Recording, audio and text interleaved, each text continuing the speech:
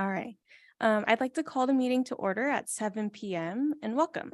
For the audience here tonight, the City of Glendora utilizes a hybrid meeting format to allow for participation both in person and virtually.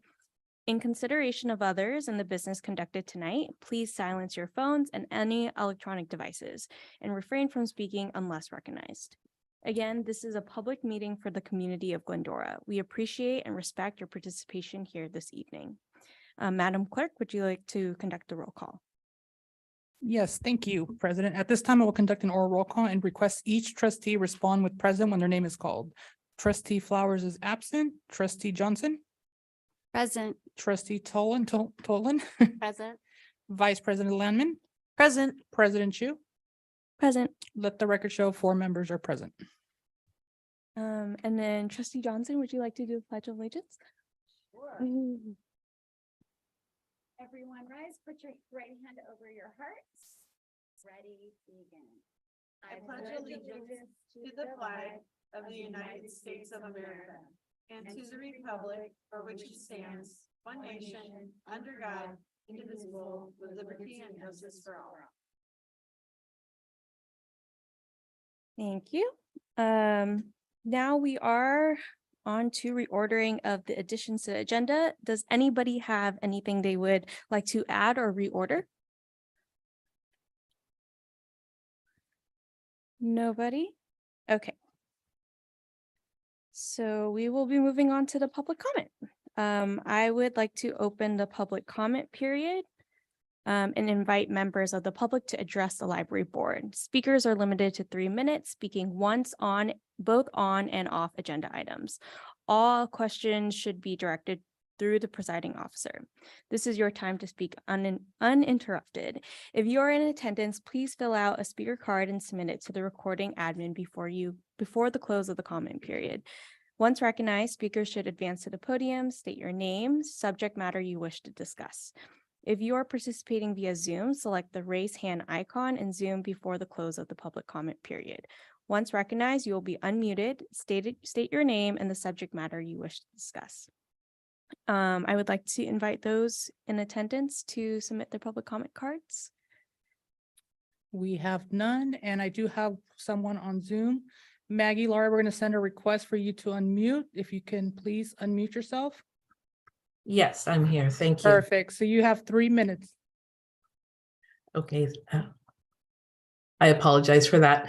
Good evening. I wanted, as you know, I'm Maggie Lahr from the Executive Director of the Glendora Public Library Friends Foundation, and it's always my pleasure to represent our board of directors and the more than 100 volunteers that we have that support the library and the foundation in our fundraising and advocacy activities.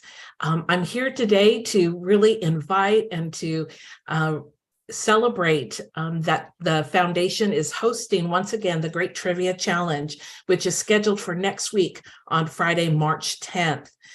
It's our first time back, coming back post-COVID. So we're excited to be in person and live. We'll be hosting along with our community co-sponsors. We'll be hosting at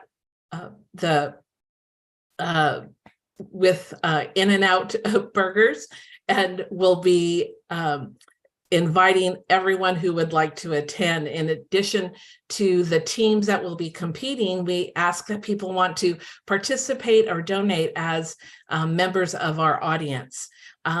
Tickets can be purchased at our book loft at the foundation, or they can also be purchased online at our website, which is www.gff.org.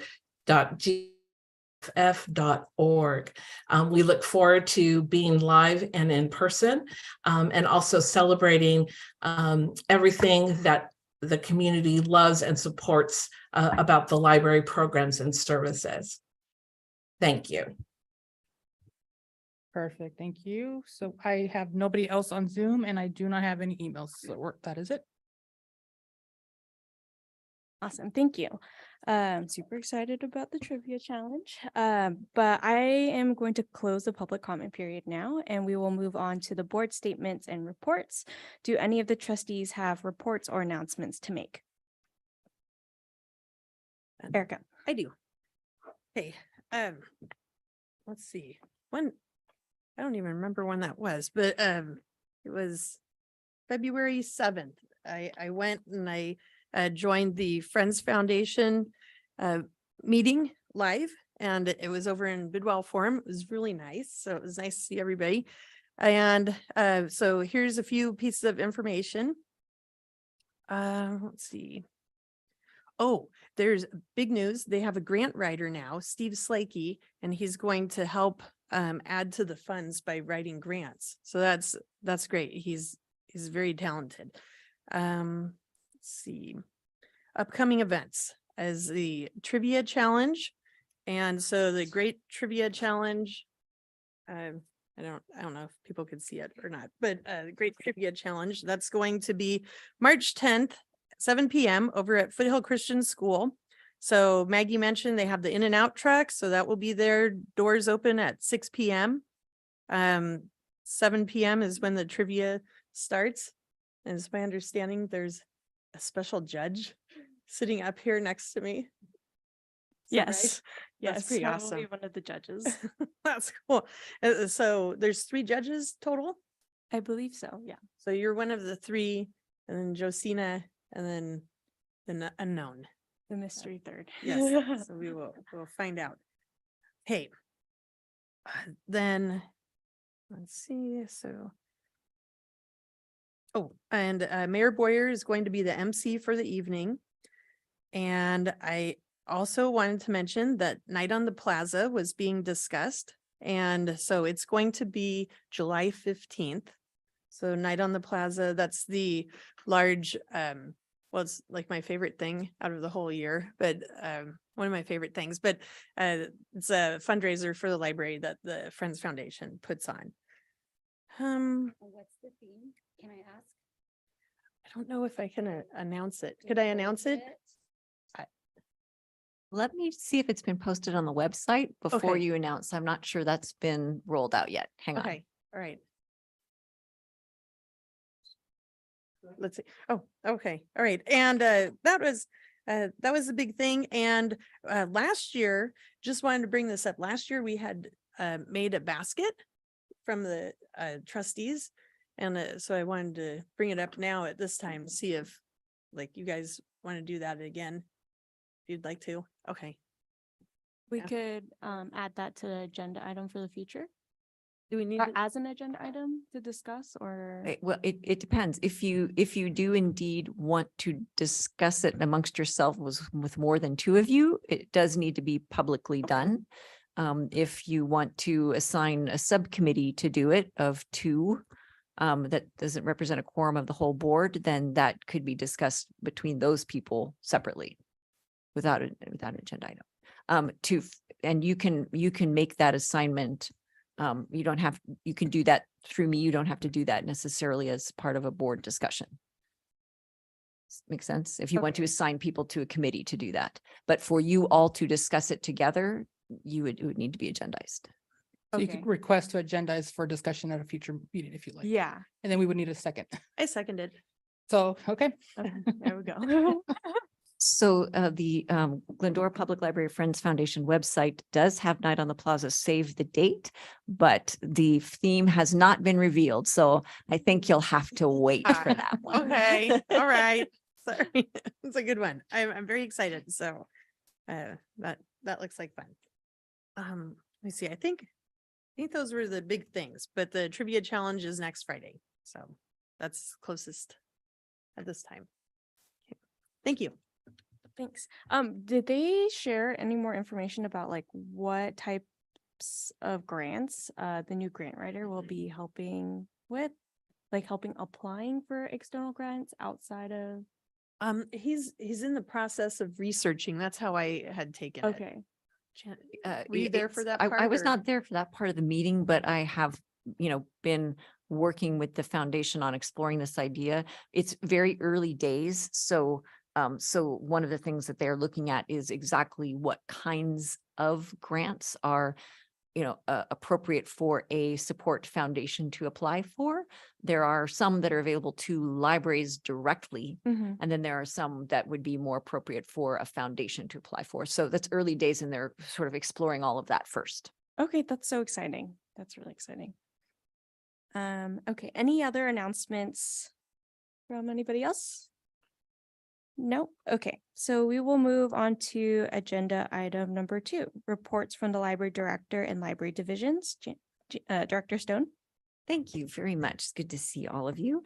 So I have a few updates to the written report that is in the packet, which is available to everyone online. A few things to add to that. To start with, we have a few events that I want to mention that are not necessarily specifically library events. One of them is, which is Tuesday, March 7th, is our winter staff development day. It's actually half a day. And we will be working with the staff on some customer service things, and the library will open at 2 o'clock that day. Will be open from 2 to 8 on Tuesday, March 7th. So it'll be a great chance for us to improve the public's opportunities at the library through improved customer service, and still have some open hours that day starting at 2 o'clock. Of course, the Great Trivia Challenge, also the same week. Later in the month, on March 16th, is the State of the City address.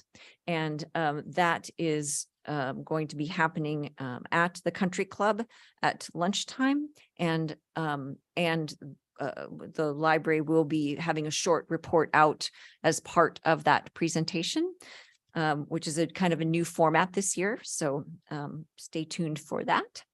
And then April 26th, early in the morning, also at the Country Club, is the Mayor's Prayer Breakfast. And the beneficiary of those proceeds is going to be the Glendora Public Library Friends Foundation. And if you look at the announcement, if you Google it and look at the announcement online, you will see the mayor's tile that features the library this year. So those are a few things that are upcoming out in the community that are near and dear to us. Some other things. We did, for the board, do a pretty in-depth mid-year review at the last meeting that included some budget information. The mid-year review of the citywide budget will be going to council tomorrow evening. And then I have a few updates for you on the how the city's next budget process is going for the next 2-year budget. So as you know, like I mentioned, we reported on mid-year of the current fiscal year budget, and that's what's going to council also tomorrow. But then we're also starting work on our next 2-year budget, right, for future fiscal years. And we have a sequence of things: personnel distributions, operating budgets, department narratives, all are due this month. And then late in March and early in April, we will be having our departmental meetings with the city manager. And the main thing I wanted to mention is just to confirm, as usual, that there is planned to be a presentation usually involving the city as well, some representation from either city manager or administrative services, as well as for me, at the May library board meeting about the budget before it goes to council later. So just wanted to update. That would be the May 15th library board meeting. So stay tuned for that. I have provided that schedule to the Friends Foundation so that if they choose to coordinate their budget and grant opportunities accordingly, they can do so. Let's see, any questions about any of that? I have one last thing at the very end, but okay. So I also wanted to mention that you may hear that there are changes coming as the governor's COVID emergency order expires. According to Sacramento Bee, I confirmed that is tomorrow, February 28th. There are, of course, other levels of emergency orders, not just the statewide one, but that is a big landmark, right? Milestone.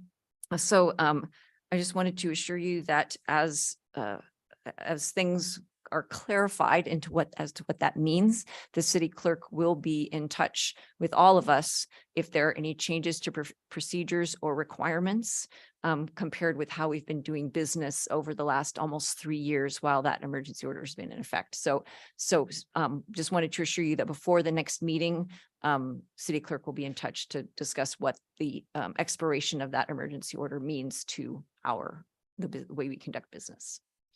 Because it has changed in the last few years because of that. I think those are all the updates I have. Any questions? I'm happy to answer on any part of that that's in the packet.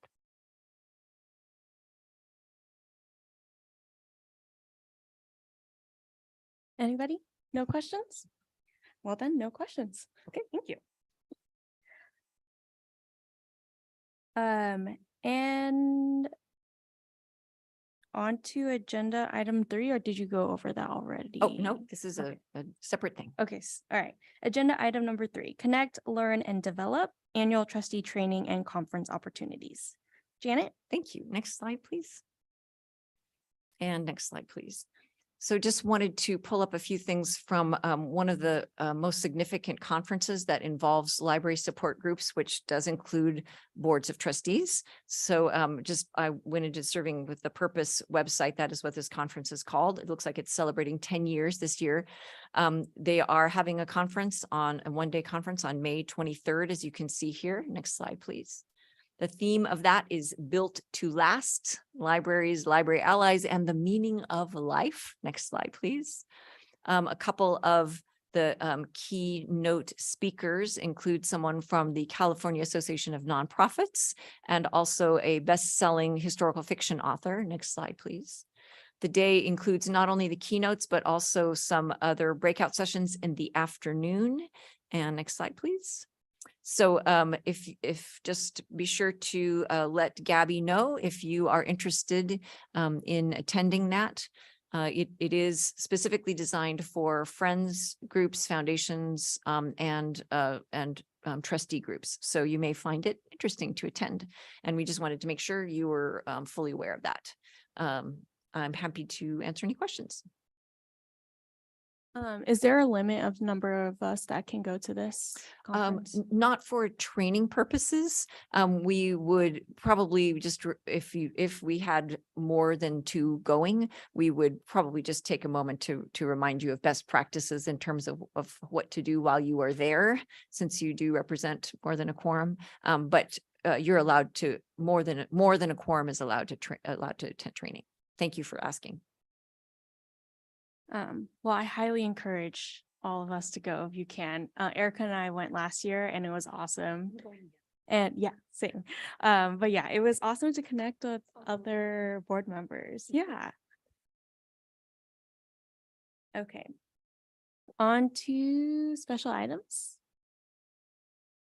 All right, agenda item number 4, strategic framework review and strategic responses update for January 2023. Director Stone. Thank you. So our approach to this, I think we told you recently, was that we're going to report out whenever we have about 3 months worth of data for you, because it's intermixed with, there are occasionally months where the board goes dark. There are other times when we report out on things in other ways. So in this case, we have about 3 months worth of what we call our wins since November. So we'll just take a quick spin through those so you can see how we're doing within our strategic framework. Next slide, please.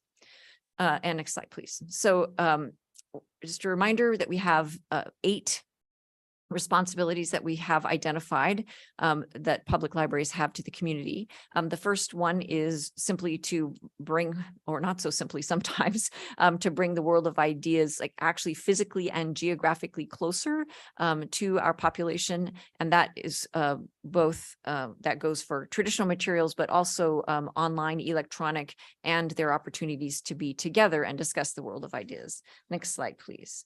So a few of our wins since we last updated you. We in the director's report, you probably saw mention of the Palace Project. That's over 100,000 new ebooks and e-audiobooks that are available now through made available through the state. People can download the Palace app and have access to those. We also have now public easier public access to public copies and everything with our library document station and public copier. Next slide, please. Okay, as usual, we are not only within the walls of our building, but we are out in the community as well. That has a lot to do with bringing that world of ideas to where the customers are. So here's some samples of places that we have gone since November to bring the world of ideas. So everywhere from La Fetra to the holiday stroll to the Christmas parade. Next slide, please. We also are wrapping up the 50th at 140 anniversary celebration of the building, and there we have lots of goals for that. A couple of them include, reintroducing people to the brick and mortar library as a center for a lot of our library services, and as a part of our service package. And since November, we have implemented a scavenger hunt within the library where people can use QR codes to learn about electronic resources.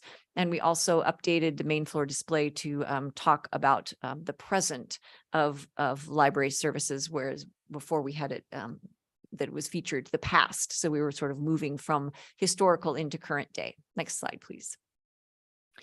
As always, because the physical building is so important as a gathering space for that discussion of the world of ideas, there are lots of things, takes a lot to run that physical space. So the boiler contract was approved by council since we last saw you. So we are on the road to getting a new boiler. We also have kicked off the process for the structural analysis. We did have a kickoff meeting in January, and since then we have also had a site walk to talk about where they're going to take their core samples for the concrete. So it's been very interesting. And just a reminder that it'll be probably mid-calendar year when we get the full results from that whole structural analysis. We are mostly dry during the rain, but all of that takes a certain amount of effort to just keep monitoring that and keep changing out the ceiling tiles and that sort of thing. We've had IT, thank you to them for installing a bunch of new Wi-Fi access points to make that more stable service. And also outside the library, we have a new bench now dedicated to the memory of Penny Paulus. She was a library board member, among many, many other things. She was a library board member from, I found an email that said from 1979 to 1990. And the slide says, thanks to Public Works who did install it, but I also want to say thank you to her family and her loved ones who donated and made that possible. Next slide, please. More about the bricks and mortar. We are working on some new best practices on sort of making our best practices more cohesive and documenting them and making the facilities rental process run smoother. And also that we are continuing to work on our foundation grant for some mobile elements to make the main floor more responsive. And it just takes a lot of meetings with vendors and designers. And we've been continuing that and actually have broadened some of that discussion to an additional vendor just in recent weeks. Next slide, please. Okay, so another big responsibility of ours is to make sure that that the human beings we serve have the skills necessary to interact with the world of ideas through all the stages of their life. Next slide, please. So here are some of our wins in that respect since last November. Of course, reading skills, maintaining them, encouraging recreational reading, building confidence in reading. Those are all key things that the library works on. And we've had in fall reading program. We've had a winter discovery challenge. We've had a book related reading celebration. As you can see, lots of participants in those. Next slide, please. Also, we have some events that are about creativity and also self-expression and strengthening fine motor skills, all of which contribute to all kind of modes of expression and the sharing of ideas. One of those was a gingerbread house decorating party, huge event out on the plaza.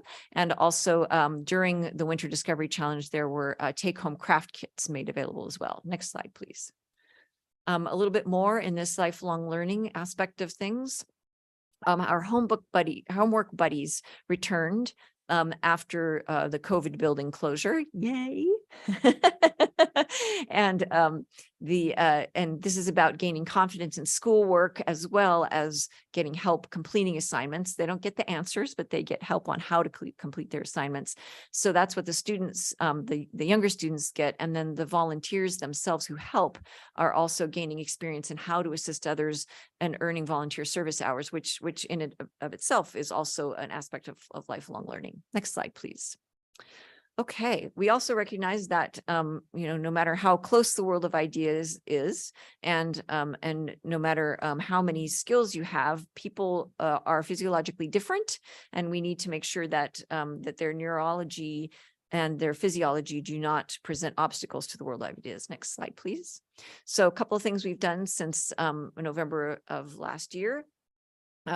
We have done some in-house training. Actually, one of our staff attended some and then did a kind of, train the rest of the staff, train the trainer idea that helped us become aware of some challenges that are faced by our neurodiverse customers. This one was specific to signage. It was actually very interesting. And then we also have installed some new keyboards to assist both visually impaired customers and those with dyslexia, because the keyboards are formatted a bit more differently in terms of contrast and that sort of thing than usual. Next slide, please. Okay, so as far as the world of ideas itself, it does decay. Both, the containers get outdated, they actually fall apart. And so part of one of our responsibilities is to make sure that there's enduring access to the world of ideas. Next slide, please. So one of the things that this is a biggie since November, is that we have this grant from the foundation. Thank you, thank you, thank you. We keep mentioning all the great ways they're supporting these community opportunities.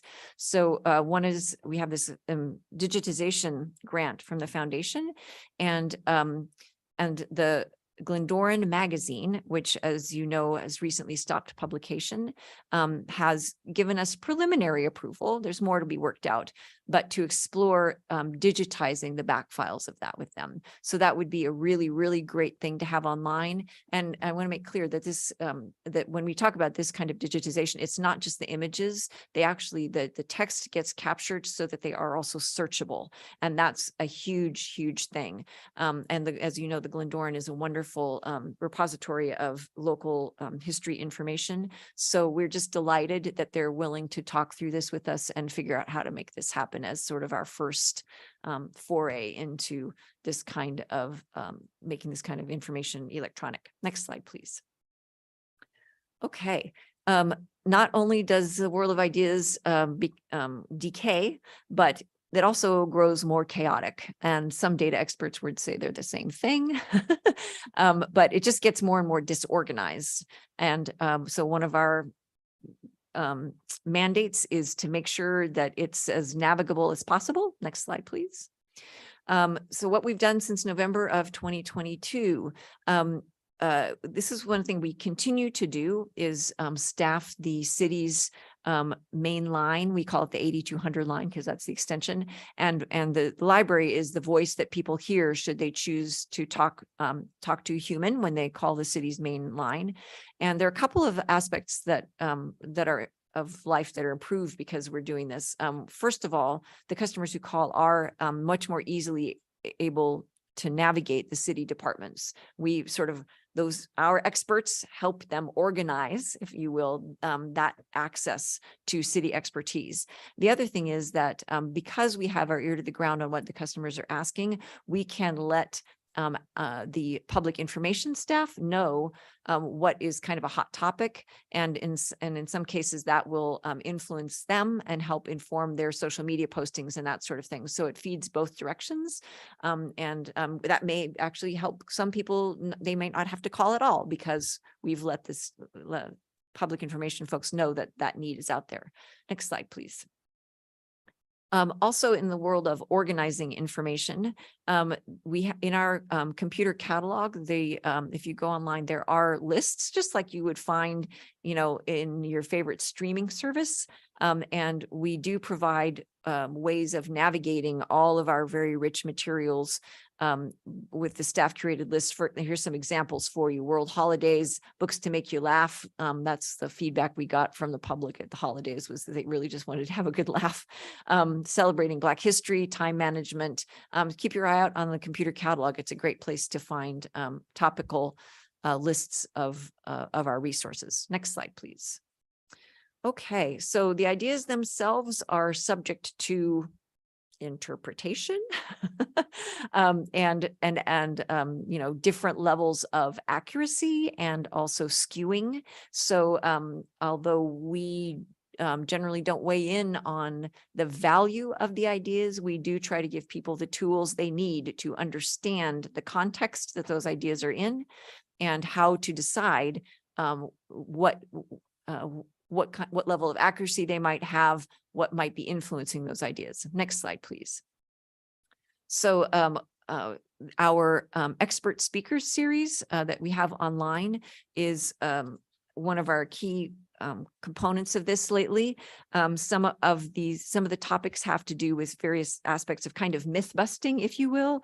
But another component of this that I think is important is in some cases, these authors are talking about voices that historically have been less heard, have been repressed, have been underrepresented, and that does impact the skew of the world of ideas. And so by giving voice to those groups, we're helping sort of reveal the entirety of the world of ideas, and that's one of the things that speaker series is great about. Next slide, please.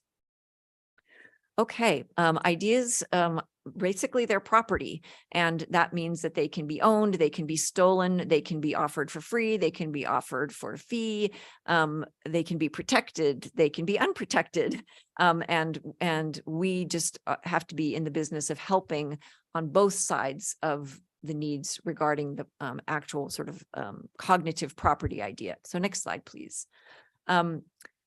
This is an interesting perspective on this. We had a resource that had been key to our student population for many years, and the publisher decided to restrict it pretty much all of a sudden without warning. And so this is an example of who gets to share in the world of ideas. They had power over this resource. It was an electronic one. And so we took steps to make sure that we confirmed like the future access to that, and made sure that there were other ways for our students to have the same or similar information provided. And it seems like a basic idea, but all of that has to do with this concept that in a world where ideas are property, they in some cases can get withdrawn, especially in the electronic world. And we're there to try and make sure that the access is still available. Next slide, please. And finally, in those basic 8 responsibilities, there's this idea that, we live in a world of limited material and energy, and we just need to be conscientious about how we're going to support the world of ideas given those limitations. Next slide, please. So this is a kind of a recurring one for us, just a reminder that, well, not only is the library itself one of the, early reuse and recycle efforts in the world, but specifically our book loft, thanks again to the foundation, is a great place where materials can get a new home, but also where our public can bring materials, get them reintroduced to other people in the public, or get them a home in a recycler, to a recycler where they might not have access to that, for specifically for that amount of material and or those particular kinds of documents. So thank you to them. Next slide, please. Now, this isn't the same. This is a side that we always add as administration to make those 8 responsibilities possible, or our responses to them, I should say. We do acknowledge that there's just some stuff about clearing the way. So next slide, please. Since we last met, the City Council did officially appropriate over $400,000 of grants for this current fiscal year. So thank you once again to the foundation, everything from mobile components to our local history project. So lots of good stuff for the public there. Next slide, please. And also just almost everything we talk about is based on the expertise of our staff, from organizing information to making it accessible, everything else. It just hinges on that. And we're, happy to say that we have, since we last talked, we have a new full-time senior library technician and a new full-time librarian too. That's big in a staff our size. We have a new part-time librarian 1, some part-time library aides, all essential, full-time or part-time. The whole staff is this mechanism that all works together. Every single person on it has a key role. So it's been great to see those positions filled, and we are actively working on the vacancies, still library services manager and library technician vacancies. Plus, just to confirm that classification and compensation study is forthcoming. It shows up in the mid-year budget documents that are going to council tomorrow. So that is on its way. Next slide, please. Oh, well, there you have it. Our 8 responsibilities and the way we've been responding to those in the last 3 months or so. And I'm happy to answer any questions. Does anybody have questions? I have a question. You had mentioned about the new keyboards, assist visually impaired customers and those with dyslexia. How do those work, and are they at every computer in the library or certain stations? Right. 'Cause I wanted to check it out. I'll have library services manager Cindy Romero address that. We purchased 3 keyboards. We started with 2 on stations, 1 on one of the 90-minute stations, 1 on one of our express 20-minute stations. And then we do have a 3rd that can be plugged in just at customer request. We didn't want to just keep them behind the desk for customer request to make it obvious in case people, didn't want to be obvious about requesting a keyboard. The keyboards look a little different. They most of the keys are yellow with black letters, so it's a higher contrast.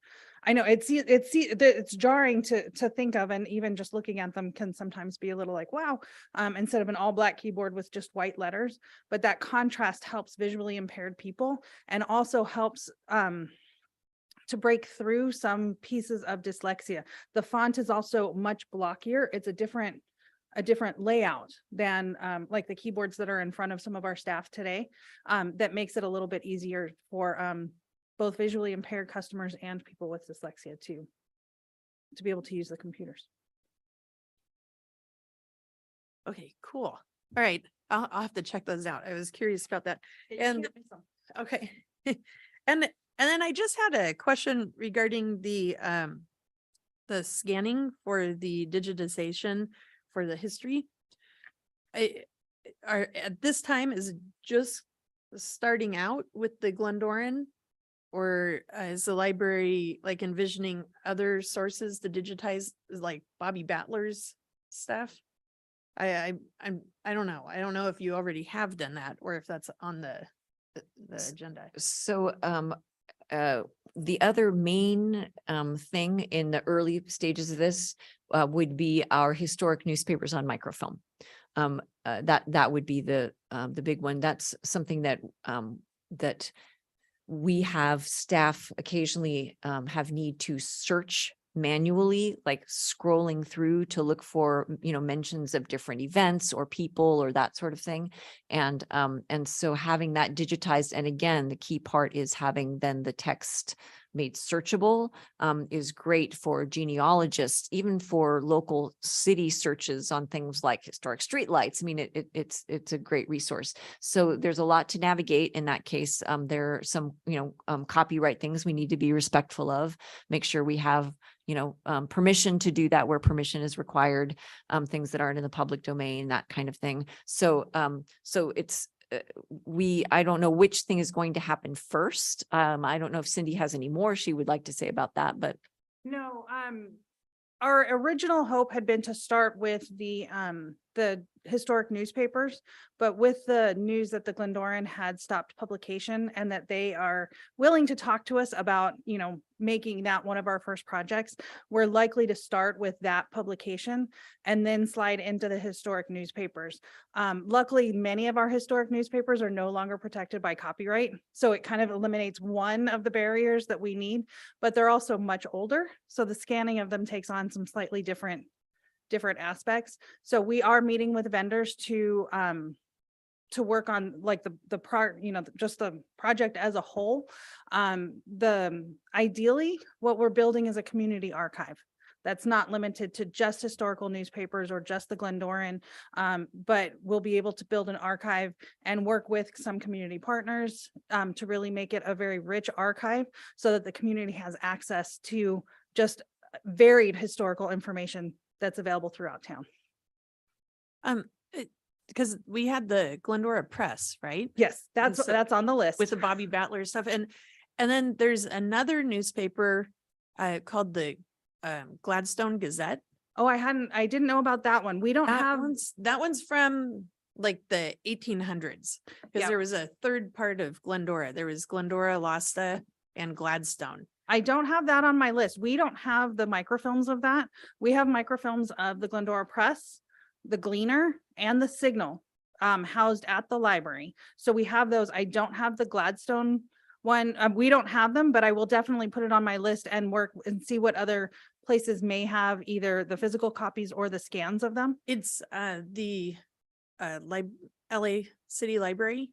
Mhm, I- LAPL has them. Yeah, and in their archives. And And the digitized or the physical copies? that I don't remember.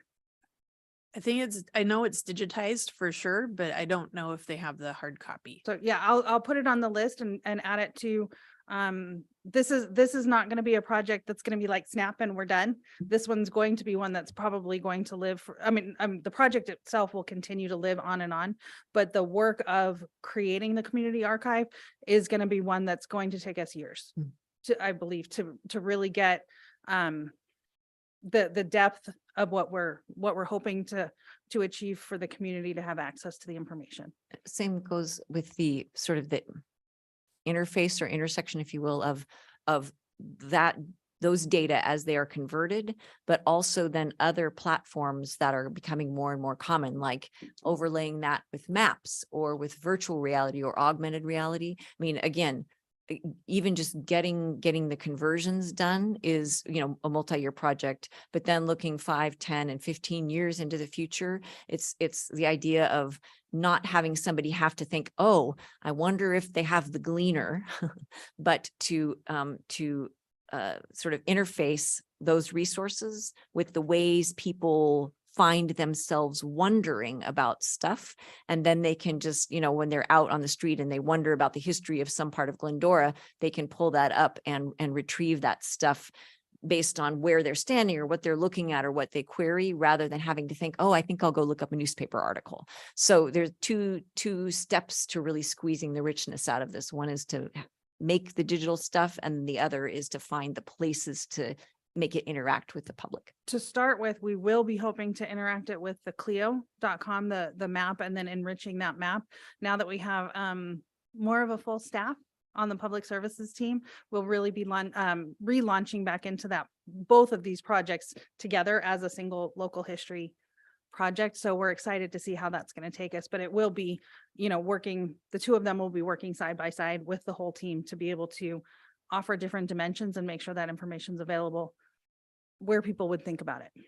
Well, and I don't know if there's a newspaper from Alasta or No, anything I in don't know. George Guard. If George Guard had any like plot maps or something from the town of Alasta. I don't know if that exists. The maps we If might that's have, we've something- got I don't want to say map an does. extensive. The map, I saw it over at the Historical Society. There's one up on the wall, but the newspaper though, I was curious about. That would be interesting. Well, and that's why we're really looking to partner with both the Historical Society. Citrus College has a fairly rich physical archive of local history. So working with other community organizations that really whose mandate is to collect the history of Glendora to make sure that as a team, we can make this as rich as possible.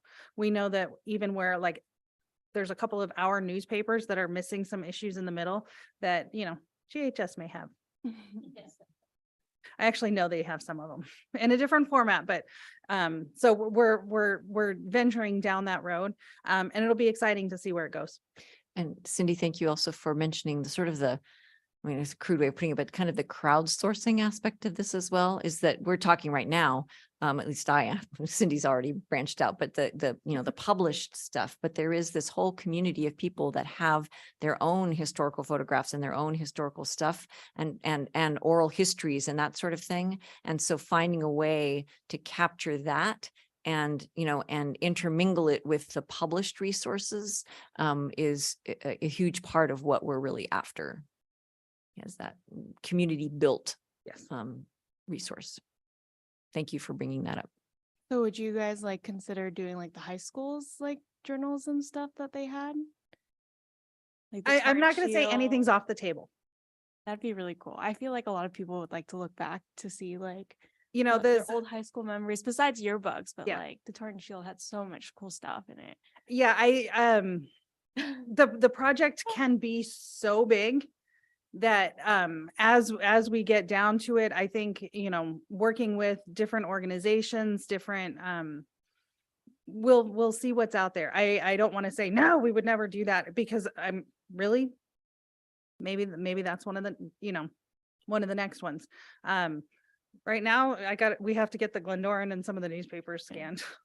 This is Baby steps. also a perfect example of, of that idea of when we say what we or what the library can do. This is true of a lot of our services in that as we move forward into the next decades, really, in many ways, the library's job, the library's actual service is going to be a connector.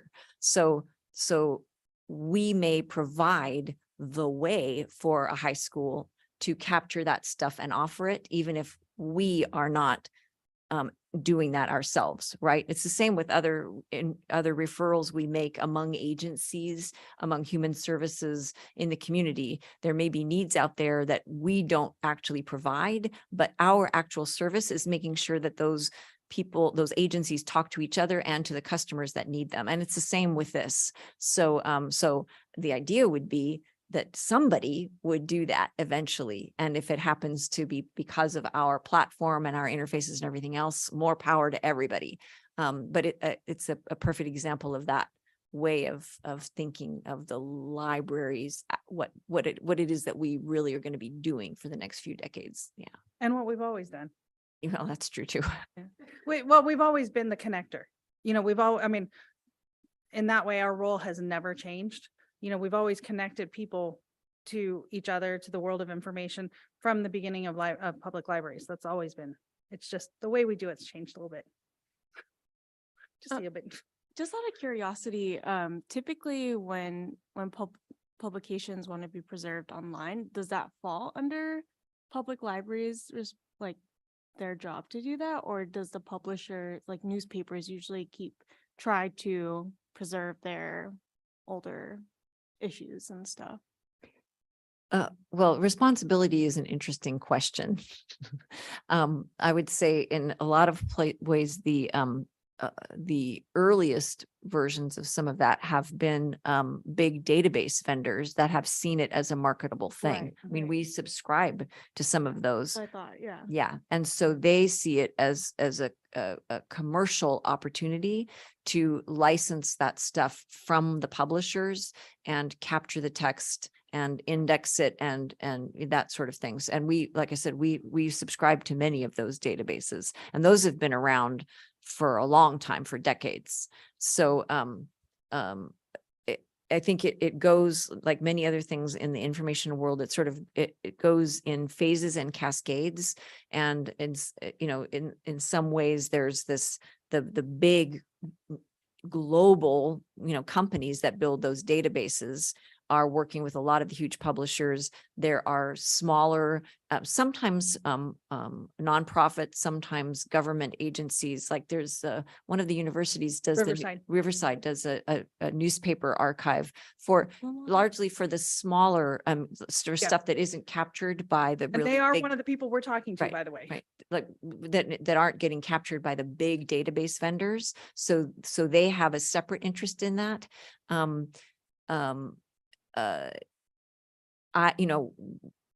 Our responsibility as a public library, in my opinion, is to fill the gaps that are left by those agencies that are not pursuing things. I mean, like Riverside did. I mean, they saw that there were certain kinds of publications that were getting left out of that sort of conversion. And I mean, I'm assuming that's part of their history.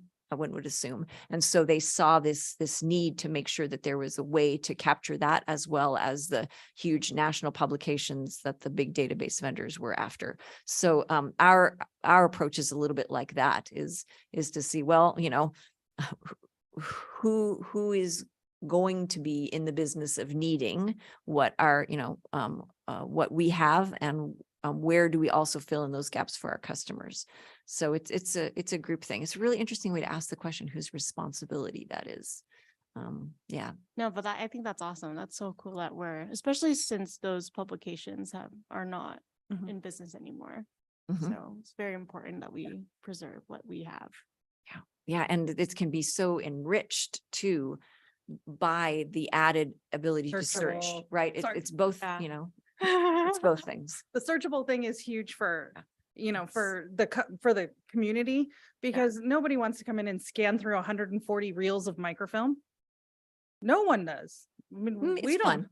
Yeah, There is some people. fun. Yeah. I There is some fun. recall there was this one time, in Singapore, I was Googling some articles about my grandfather, and they told me where in the microfilm it was. So I went to the library, and that was my first time going through microfilm. And it was like the coolest Yeah, thing if you know ever. where it is, But it told you where it is. Yeah, exactly. And then you could just see it in person, which was super cool. Yeah, we've had several questions recently where the staff has been searching the microfilm archives, and it takes many hours of staff time to find one particular article, because frequently the older articles aren't indexed. And so we may know it's in this month time frame. And then the staff basically has to search through, hand search through all of that material. And I mean, they do. I mean, we find, I would say probably 90% of the time we do find the information if it's there, but it is a time consuming process that once we can digitize some of that, will be much faster and much more self-service by our community. So if they want some information, they can search it themselves. Not that we are not there to help. We are always there to help. But when you need it at 2:00 in the morning, we're not available to help search right now. And this will require additional funding down the road. Anticipated, yes. Yeah, okay. And so the grants from the Friends Foundation that include the local history project, So this would be just for this fiscal year, I guess. Yes. Okay, okay. Yeah. I have no more questions. Does Thank you. That anyone was else? an interesting discussion. I appreciate that. Thank you. Okay, if there's no other questions, we can move on to the consent calendar. Agenda items number 5 through 7. Items on the consent calendar will be enacted by one motion without individual discussion unless a board member has requested to remove it from this board to separate discussion. Does anyone wish to pull or comment on any of the consent calendar items? Seeing no one, we will then, no action is needed. No, for request a this. motion to approve all consent calendar items. Okay. Do I have a motion? I would like to make a motion to approve the consent You calendar. should be able to press the button. Do you guys see the buttons on your? See. No, Oh, we're still well, I getting have to used change this. display. There we I go. think. You see the buttons? If, perfect. Okay, I second. Oh, you have to use your mouse. We It's did it not- backwards. Oh. All right, so we have a motion by I don't trustee remember. Tolan and seconded by vice chair Landman. I will now conduct an oral roll call vote and let me open up the vote so you guys should be able to open as well. Trustee Flowers is absent. Trustee Johnson, Aye. trustee Tolan, Aye. vice president Landman, Aye. president Chu. Aye. Motion carries 4-0. Okay, board agenda items. Agenda item number 8, discussion of the 50th anniversary of the current facility for the Glendora Public Library as requested by Landman and Chu. Director Stone. Thank you. Next slide, please. And next slide, please. All right, so wow, here we are. The library building opened, well, the date that's credited is February 28th, 1972. And on February 28th, 2022, we had our wonderful celebration up on the plaza that kicked off a year of activities. And tomorrow is February 28th. We are rolling right back around to it. So here we are to see where we are and what comes next, if anything comes next.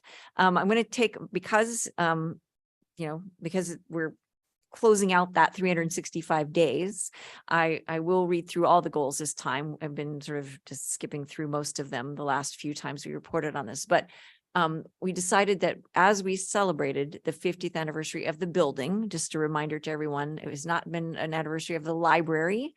The library itself is a philosophy and a service. The building is its headquarters and one physical manifestation of it. And we were celebrating the 50th of that building. So, and we decided that we wanted to get several things out of that celebration, in addition to just marking a milestone. So we intended that the community would be reintroduced to the brick and mortar library building as a hub for information, entertainment, and connection. The community would see the library building as one component of a service package that also includes opportunities out in the community at home and online. We intended that the community would learn about library projects to capture, preserve, and share the community's own resources of local history. Next slide, please. That the community would reconnect with community members, fellow volunteers, and staff that enriched their world of ideas over the last half century. And finally, that the community would gain a greater understanding of the role of the library building, its challenges and needs, and ways that the public can help develop its future. Next slide, please. All along, we have, because the board has been so key in making all of this happen, we've been especially careful about Brown Act compliance as the board has worked on these various events and opportunities. Thank you for allowing the ongoing guidance from library management and administration.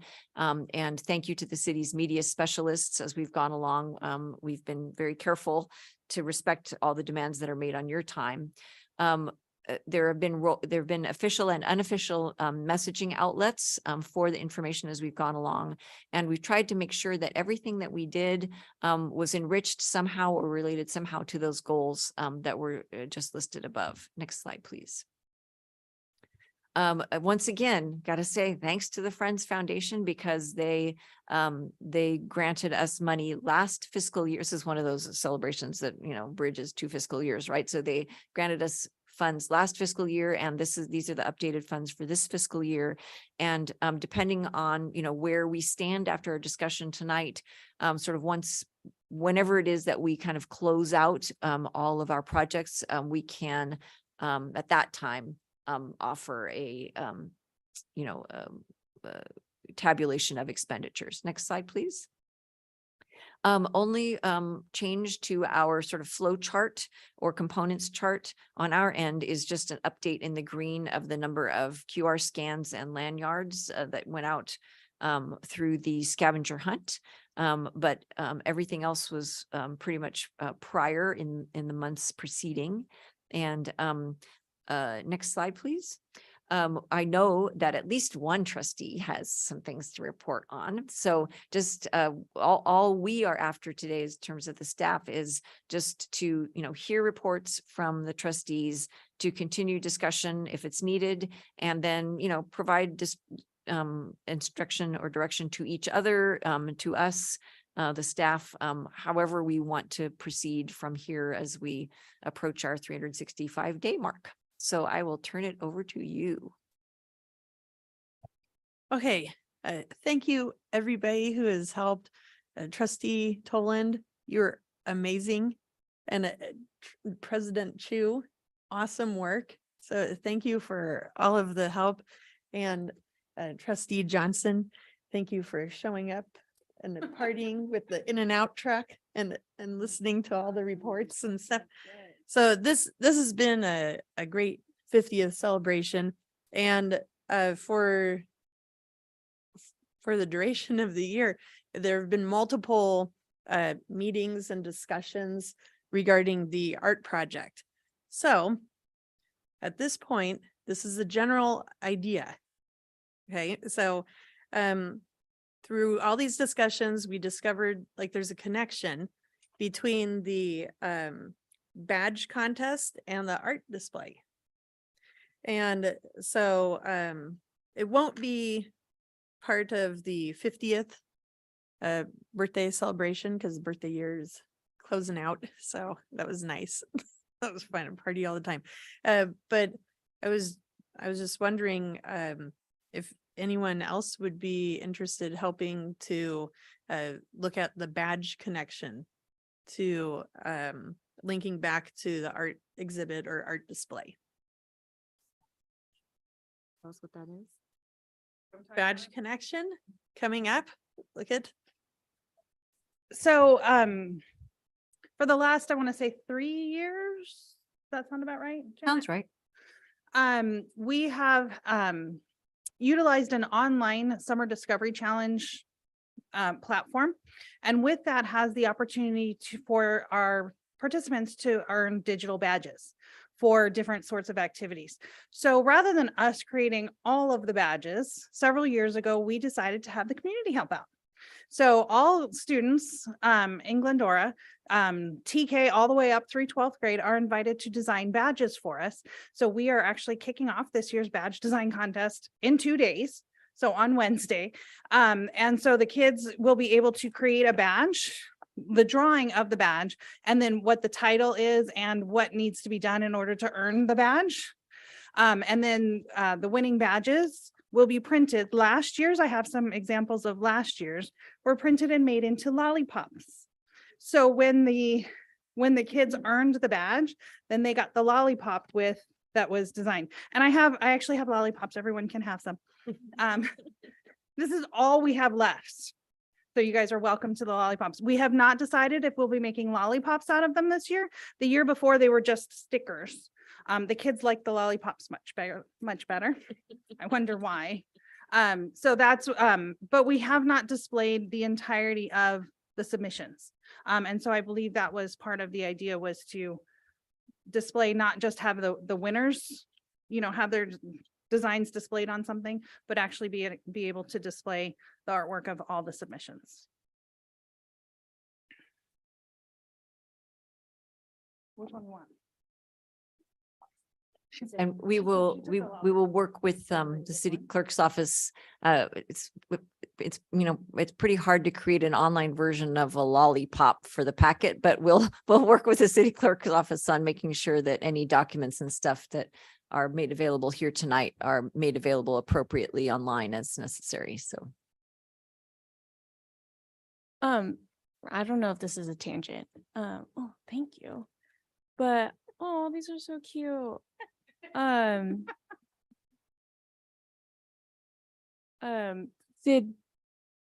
Do we still have the bookmark contest or is the badge? The badge is a design replacement? basically took the place of the bookmark Okay. contest.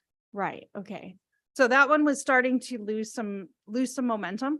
It was? It was, yeah. It was Oh. starting to lose some momentum prior to COVID. Uh-huh. It was kind of starting to tinker off a little bit. I mean, it had run for A long 15 years. time, Yeah, it had yeah. run for a while. And so this was a way to re-engage the community with our new platform. And then get to see the badges. It's actually really cool online to see the badges, you know, with the kids' artwork in them. It's pretty neat. So this year we're looking into printing them out for display. Is that what we were saying or? We haven't missed really gotten that far down the road. The idea was to somehow have all, however many we get, Uh-huh. displayed.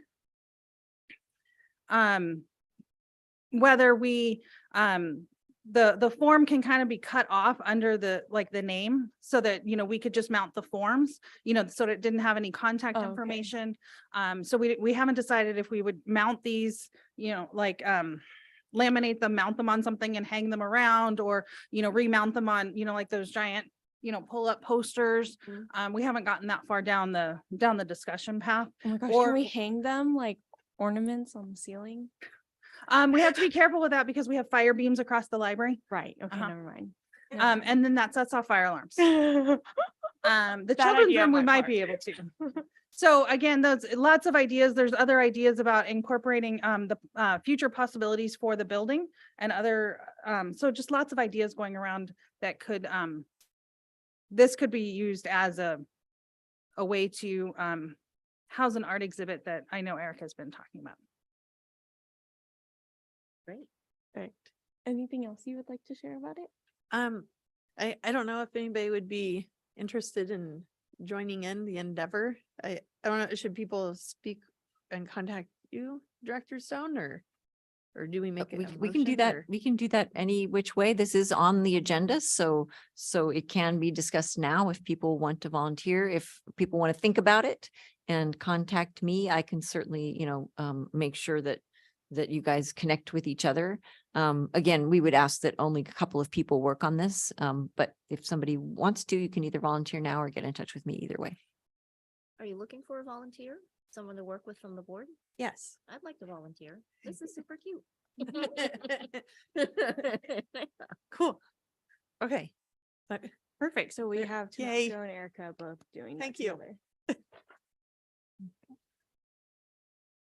Is there anything else about this agenda item before we move on? So, I just, you know, would in the proposal is to have the badge art exhibition. It serves its own goals. I just want to share with you that Erica has been a really great advocate for making sure that whatever this art opportunity is, that it's really available to all students in Glendora. So that's one of the reasons that after many, many meetings that this came to be, we thought, well, this actually does that, fulfills that need. So it seemed like a great intersection.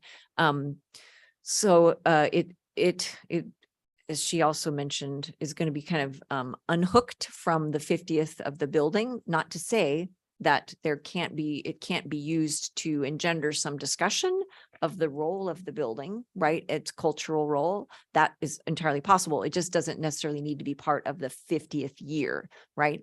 So that being said, because this has been a recurring item, we just would, you know, it'd be great to have, you know, your thoughts on whether we really are finished, whether we're wrapping that up, you know, so that you don't have to hear me read those goals again or, you know, whatever. But I think some kind of direction in terms of this year of celebration and its status would be helpful. Well, I think we did a phenomenal job celebrating the library's 50th anniversary at this location. And we set out to meet the goals that we set for ourselves. So I think I am okay with closing this off and And just, yeah, closing this off. I don't know. Anyone else have their thoughts about this? Yeah. As Lorena, as staff direction, does that require a motion and vote?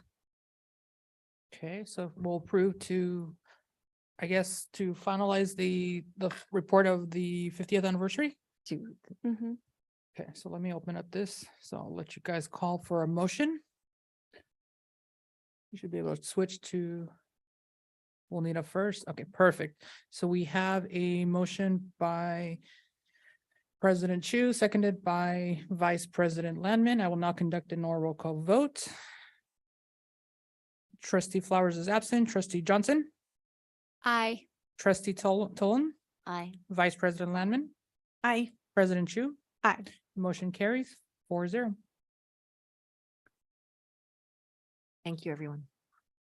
No, thank you for all your hard work and the entire staff's hard work on putting this all together.